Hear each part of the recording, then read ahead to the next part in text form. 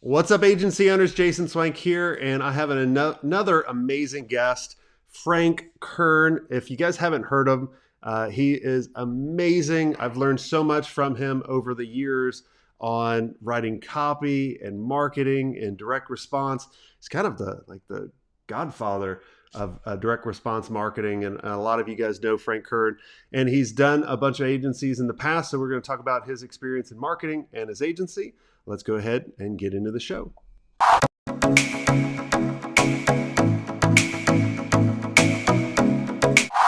What's up, Frank? How's it going? Dude, I was just watching the intro roll. I love the just 2 seconds of pensive staring off into the distance. Well, I don't want to Like, lose anybody's attention, especially people with ADD like us. So, you got to kind dude, of keep them of there.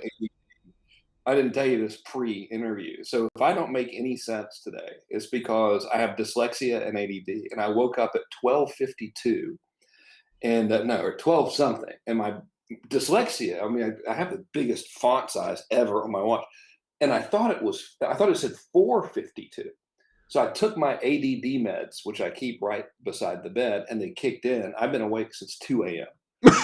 And so I'm just like so stupid right now. So There there's you no go. telling.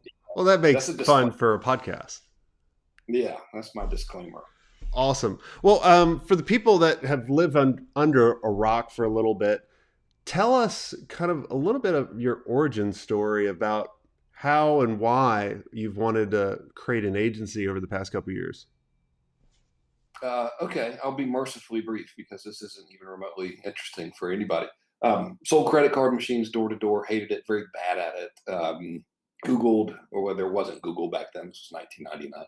Did a search for how to sell credit card machines on the internet because I didn't want to have to talk to people because they were all mean to me because I was going door to door and interrupting their place of business. Discovered direct response marketing and advertising that way and started selling courses. Sold one that got me in trouble with the government. It's important to learn the rules of advertising if you want to do advertising. I did not learn them, but after that I did. And then sold stuff about dog training, kind of cut my teeth on that, and sold a lot of marketing related information. And always felt like it's going to sound really weird, but I always felt like it didn't count. Like that's to use my late grandfather's term is Mickey Mouse BS. And I was like, I need to do it for real. I need to actually build campaigns and do stuff with real businesses. So I always, for that reason, and because I absolutely love advertising and I get to hit refresh on other people's stats besides my own, that's why I did it. Yeah. Well, you, like I told you a couple years ago, I found you and Jeff Walker and a couple other people through a Tony Robbins event I went where they sent out I guess the Money Masters or something. And that's right when I was coming off selling the agency, and I never heard of direct response at all. And I was like, wow, if I could put this together with what I know here, I was like, man, this could be a pretty good machine. So I want to thank you for doing what you've done over the years, and you've been s- someone that has really figured out how to make someone kind of respond to you. Especially in the marketing front. What what's kind of like? How did you go about figuring that out, or was it just kind of intuition? Like I know you were saying, well, I just hated getting kicked out of strip joints and all these kind of restaurants I was going into. I needed to get them to come to me. How did you figure it out? Well, I started by making horribly egregious, unsubstantiated claims in advertising because that's what I responded to. And of course, I didn't realize there were things like regulatory bodies. This is again in 1999. And then I learned that you really can't do that and it's frowned upon. So I wanted to see, well, what if you don't do that at all? And I kind of stumbled over the whole philosophy of results in advance, which is the easiest way to convince somebody you can help them is to actually help them in advance of asking for their business. So that's always been my big secret, is just doing that. Yeah. And so when you started the first agency, what were some of the challenges that you experienced, and how did you overcome them? Dude, so the first one, I think this is number 4 for me. We've got Yep. it right now, finally, but I've been attempting this since 2010. All right, so we're 12 years into your boy Frankie trying to work 30 times harder for way less money, I basically, told is you. what you sign up. When you I know, but I like it. I can't help it, you know? I would rather do this and make less money, than do the other stuff. I don't know why. But anyway, the first one was a partnership between my cousin Trey Smith and I and Jordan Wolf of Wall Street Belfort. And we had a plan that Trey and I mainly had this plan, which was we would create lead gen pages for home services companies and then manage their Google PPC accounts. And we charge a flat fee, and then like, let's say it was $600 a month or something, and we'd spend $400 on traffic, and we'd keep the $200. Mhm. And we did roughly 15 seconds of research, and we're convinced that we were geniuses. And Jordan's job was to hire and train salespeople, because neither Trey nor I are qualified to do that at all. So that failed spectacularly, and so by we, I mean I leased a bank building in on Prospect Street in La Jolla, California. That we hired, I want to say 40 people off of Craigslist, and Jordan was training them up, and then he had to go on tour to sell his stuff, and then like nothing really happened. And I got to have a lease on a bank building for a couple of years, so that was fun. So why did that fail though? Like what looking back, what could you have done to make that work? Um, I could have used ads to get them, So for whatever dumb reason, uh, I oftentimes fail to heed my own advice, which is all right, if you want to grow the business, take the thing that's working real good and do a whole lot more of that, and then find a way to systemize and automate and scale from there. So we had this method of getting customers, which was internet ads. But when we partnered with Jordan, we were like, nope, we're not going to do that. We're going to do something we have no idea how to do, which is to call them out of the blue and then try to sell them something. And so that was dumb. Gotcha. I mean, surely people make it work, but we didn't know what the heck we were doing. And of course, that model, I think, would probably have ultimately doomed us because there wasn't enough margin in it. Yeah. So what was version 2? Let's see, version 2 was Kern branding. That was so close to working. That's where we would do video campaigns for people. So we'd script their videos, they would shoot the footage, we would have it edited, we would run them. Excuse me, I'm losing my voice already. That's what happens when you wake up at 2. Um, we would run their Facebook media for them and everything. And that actually was going pretty good. Um, I did what I think a lot of people who are creative types do is I immediately outsourced the operations. And I outsourced it to someone who didn't understand advertising, really good understanding of operations, but didn't understand advertising. And all of this is on me because I never sat down and said, here's how the business works and here's how all the moving pieces work. So we ended up over hiring tremendously and didn't make any money. But that was pretty close. Okay. And then what about option 3 or version 3, 3.0? So version 3 was we tried in-house again, Kern branding once again, but instead of doing all that production for people, we were like, you know what, man, we're just going to run their media for them at a pretty decent price. So I just arbitrarily pulled $2,800 out of my butt. I was like, seems like an easy yes, and that was going great. And then I decided it would be a good idea to partner with Grant Cardone and form Cardone Kern, and I did that because I made a lot of assumptions that I never discussed with Grant. So again, I want to take full responsibility for this. I'm not here to say Grant is a bad guy or anything. So I partnered with him thinking that they would have the infrastructure that we needed to grow the agency. Because, you go down to his operation, it's pretty impressive. They got meetings and stuff and, you know, Yeah. meetings and stuff. And people wear suits and they really look like they know what they're doing. And they do, but not for an ad agency. So when we partnered together, oh, and I also thought his audience was primarily business owners, like brick and mortar people. So my vision for that, and this was incidentally a conclusion that I drew after going to one event and talking to one attendee who was a roofer. And I was like, this would be the easiest client to win for ever. This must be what all of his customer base is like. Um, we should partner up, you know. And so zero foresight on my part. So it blew up. Well, it blew up in a good way. We got a lot of clients really fast. We grew it to, damn it, it was 895 a month, just under 900 grand. And then we started hemorrhaging because the operations were bad. Mhm.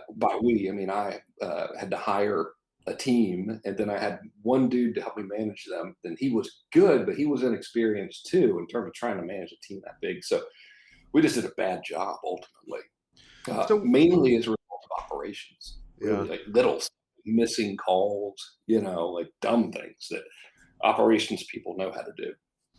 So what were some of the so we're I don't want to put words in your mouth about some of the assumptions, like thinking about, if you were going to partner, because a lot of people listening on the show, they reach a plateau, or they're kind of in a plateau, and they go, I need to partner because I feel like I've reached my max and I need to work with someone. And then they're like, well, let's just join together. So so many people are doing this, and then it blows up in their face. So what would have been some of those questions or assumptions to check with your partner and go, and then be like, oh well, let's kind of try this out, or no, this is probably not going to work out, that you could have avoided? Yeah, I probably should have said, okay, I'm operating under the assumption that you're going to provide this team. Is that a true assumption? And he would have said no, because he doesn't lie. You know, he's not a bad person. Just I never had the damn sense to ask him. And Grant's so busy, he's like, all right, cool, don't mess it up. Sounds like a good idea. Let's go. You know, so we didn't really talk it out. So that probably would have been the first question was, here's my assumption. Is this accurate? And that really would have been it. I think we could have overcome everything else. Yeah. If he would have said, "No, dude, I don't have that, and I'm not going to give you that. You got to go build your own," I would have said, "Oh, I could do that on my own. I don't need us to partner together for this. I would rather keep all of the money, and if I'm going to have all the headaches anyway, I might as well keep all the money." Yeah. And so what are we looking like at version 4 now, of, post, kind of making that partnership go away? And I think this is the version you're on right now. Is that right? Yes, yeah. So we're looking great. So what I learned is number one, don't try to grow too fast. So our target is 5 clients a week. Where it used to be as many as you can get. Let's just hire more people, right? Nope, 5 a week. That's it. So that was lesson number one, and that enables you to not be reactive in building out your operations. And lesson number, whatever number we're on, is most of this stuff. I mean, I don't know about you, dude, but ads are easy. It's not. I mean, don't tell clients this for God's sake, but it's not really that hard. But the operations behind it, especially when you do what we do, which is we're full service. So the first thing we typically do is go fix their email because that makes everything work better and they get immediate sales and then they're happy, Mm. So that requires so many tiny little things to go right that that's just been a tremendous um, lesson. It hasn't been that big of a learning curve, really. It's just more like, okay, let's just keep drilling into this process, and make sure there's checklists and yada, yada, yada, yada, yada. So it's been good. And then inter team communication is still, we're good at it, but we could really be better at Yeah. that. But with clients, we're good. But between ourselves, there's a lot of redundancy and stuff. Yeah, when I look at kind of the stages of agency owners that go through, there's like six. And I look at kind of the first stages is like figuring out, like, how do I get the clients? And then the next is like, how do I get the right clients? And then the next is like how do I replace myself from not being the salesperson or being the account manager for the clients? And then it's like, how do I build the team? And it's just like all these little stages you have to go through, or systems that you need to actually set up in order to kind of, get you to a point where you can pick and choose and do the things that you love doing. Like, because I was telling you years ago, I was like, most agency owners are an accidental. They don't want to get into it. They knew how to do something really cool in marketing. And someone's like, hey, do you do this for me? And they're like, okay, you're going to give me money to do this? I'm like, all right, let me go do more of that. And you just kind of fall into it. And then, like you're saying, you're being reactionary. Um, One thing I have a question, and probably a lot of people have a question on, is let's say you have a partner now, you got in, we didn't go over the assumptions that we figured out. How can they actually go to their partner? Like, how can we make a pleasant split up, in order for us to go our own ways? Because a lot of people, even including me, I had a partner, and I looked at it like, if you don't know the bad partner, you're the bad partner. That's kind of how I looked at it. And that's one of the reasons why we sold. It was a good offer, but still, I probably would have been still doing it. I'm lucky that I did have a partner that we disagreed. But like, what would you suggest to these people listening? Like, how can you do a good breakup? I have no idea. I just end up giving everything to the partner. I'm like, okay, well, our very first one, it was clear that it wasn't working and everything was in my name. So I was able to be like, all right, guys, this isn't working. I'll keep paying the lease. It's in my name. See y'all later. And nobody, no one cared because they're like, oh, thank God we have to mess with this anymore. This was way harder than we thought. With Grant and I just gave him the agency. I was like, we were still doing, I can't remember, maybe 500,000 a month or something in billings at the time. I was like, you can have it. And I never talked to him actually about it. I talked to other people in the organization, and I voiced some things that I needed, and I wasn't able to get them. And I was like, well, this isn't really going to work for me. Y'all can just have this if you want. We can just be cool. And they were like, all right. So, Yeah. how do you So get that's to how. a point where I love that? Because a lot of people would spend years and years fighting back and forth. No, I did this. My name's on blah blah blah. All this kind of stuff, and like tons of resentment. Versus you're like, fucking take it. Like, let me Yeah. restart. Like, how do you do that? How do you depart? How do you get rid of those emotions that a lot of us would struggle with? Well, if things are your damn fault, you have to realize they're your fault. And so, like, if it was a different scenario and Grant had misled me and said, yeah, we got this, dude. Here's everything I'm going to do to the letter, and then just didn't do it, and then was like, F you, Frank, then I would be mad. We'd have a really serious problem. Um, but he didn't. I just didn't ask. So I had to, it was my damn fault. It wasn't his. So what am I going to do? Yeah. Be pitch a fit to some dude that he's got other stuff going on. He's got to roll on out. But also in our business, it's like it's easy just to start another one. This is what I love about the advertising business. It's never going away. It doesn't matter what the economy Yeah. does. Like, we ain't going anywhere. It could be World War III. I've always made this joke, and it's old by now, but World War III could happen, and there'd be like 7 people left, and one of them selling cockroaches or something, and he's going to go to the guy with a bigger cave wall and be like, "Hey, I'll give you 5 cockroaches if I can advertise my cockroach sales on your wall there." And it'll take off from there. It's just never going anywhere. So I have no scarcity around it. Well, that's how I look at agencies is, when we had the big gold rush, right?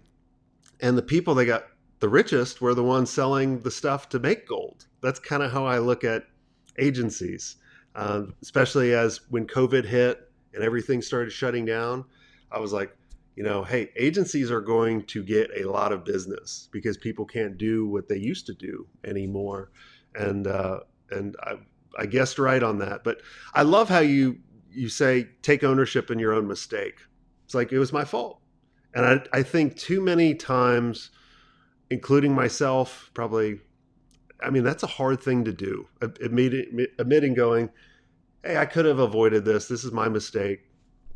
Let's just move on. And I hit the reset button. And it's kind of like Monopoly. Let's play another game. Let's like, I screwed up that one.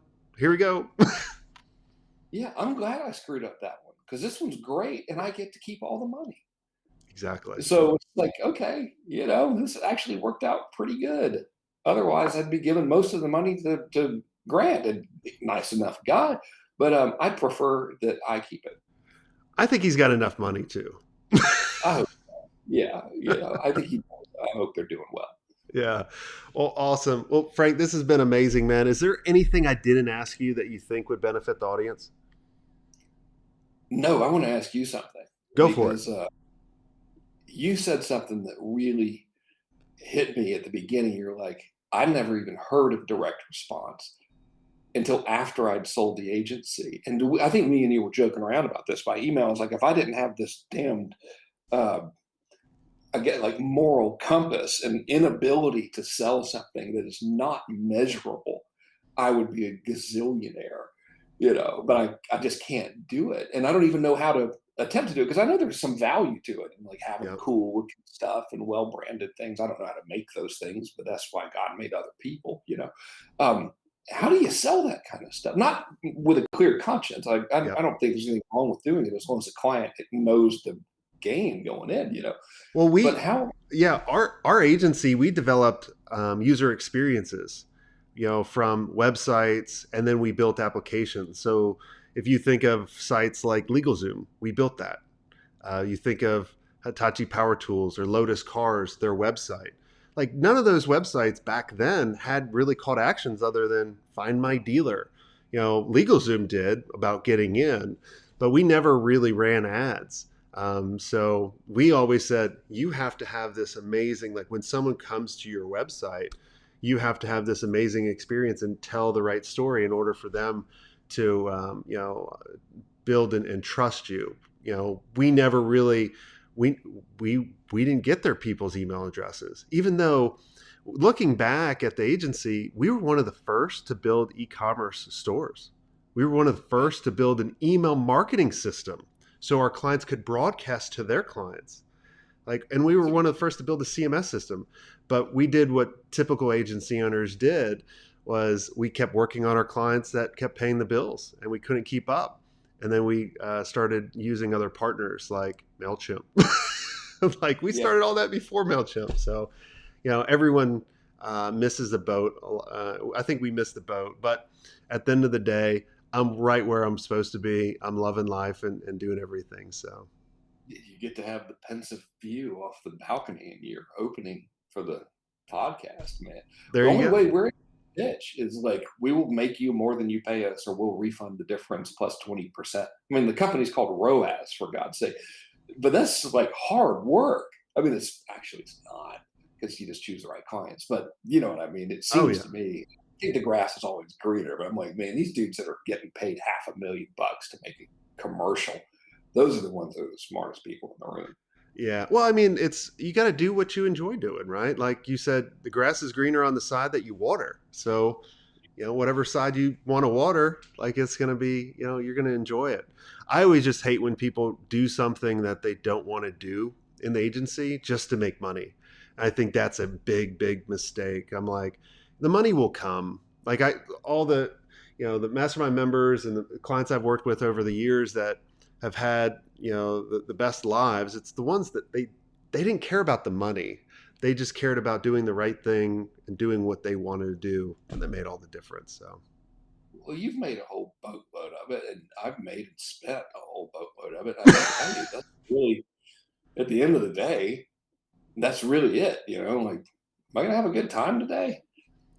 well, I So, look at it as like you make money in order to save time and other things, so you have time to yeah, do. One of the things when I ask our mastermind members, like, I probably shouldn't tell people listening because now you know my trick question, but I ask them the first question usually is, "What do you do for fun?" And if they say I work all the time, I don't let them in. oh, dude, you wouldn't let me in because I really do all the time. But I love it so much, man. But Yeah, because I'm finally doing, I've been trying yeah, but 12. you surf and you do all, or do you still surf or no? Seriously, like I'm in this little room right now, and it's my pool house. And so I get up, come to pool house, go back. And gotten that routine, during COVID and everything. But really, I really like it. Like to me, it's so cool.